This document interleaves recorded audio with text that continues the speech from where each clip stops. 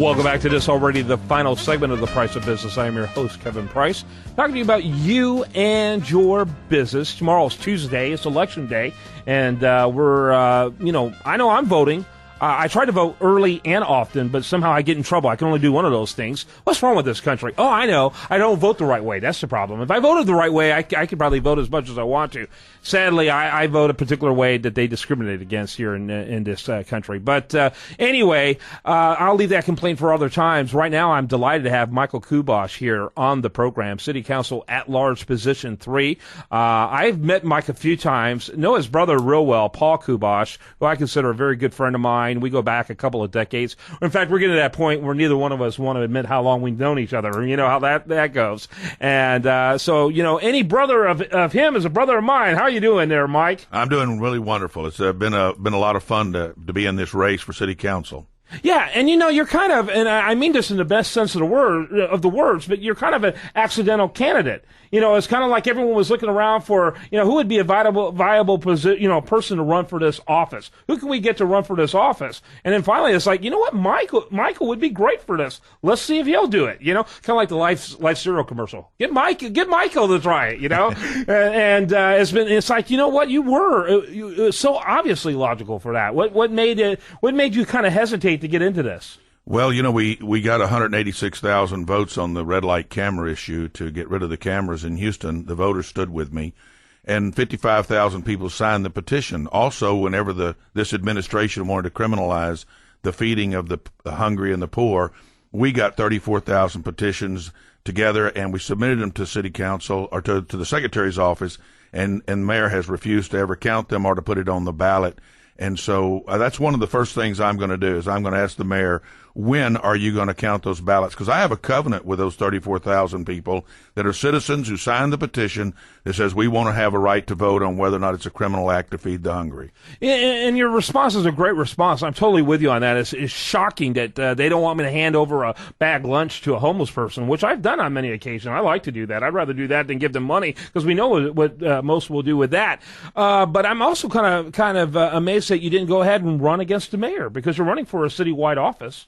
Well, I tell people I have absolutely no experience in government. I don't have any experience of telling you one thing and doing something else. I don't have any experience with Bonzi schemes where they'll promote these bonds and say, well, we really don't have to pay anything or we won't increase our taxes, and yet the ballot language calls for the levying of taxes.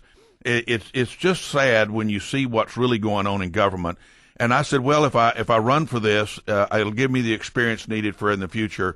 And I certainly have never really ran for like this. I mean, I've been on the ballot a couple of times many years ago, but this is the first time I've ever actually got into a real race. Yeah, well, you're in a real race, and there's a lot of people running for this office. But I was impressed by your confidence as we spoke before the show began. Talk a little bit about that. Well, the reason I believe I possibly should win without a runoff is that I've been telling the citizens, let's send a strong message to this administration that there's a fighter in the city of Houston, and the citizens are going to send him there to stand up for what's right. I'm an outsider. I tell people, put me on the inside. I'll tell you what's really going on at City Hall. I'm not tied to any special interest groups. I haven't received any money from any special interest groups, and I'm a fighter for the people. Yeah, very good. I have a pet issue, and I'm going to put you just real quickly on the spot. You may have never thought about it before, but one of the things I really despise about large city governments is that they have all these at-large seats at the expense of areas, districts, and what you got is almost replicated government because you've got so many people representing the city at large, but not enough representing Kingwood alone or the Katy area of the Houston, part, that type of thing, right there on the edge on the west side. What do you think about creating more of those districts and reducing the number of at-large seats? Well, there's only 5 at-large seats, and the advantage of being an at-large city council member is the same people that vote for the mayor get to vote for you. And so it also allows us not to have a budget where the mayor can control us.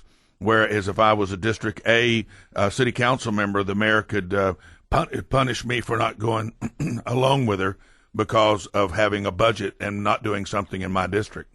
Interesting. Very interesting. All right.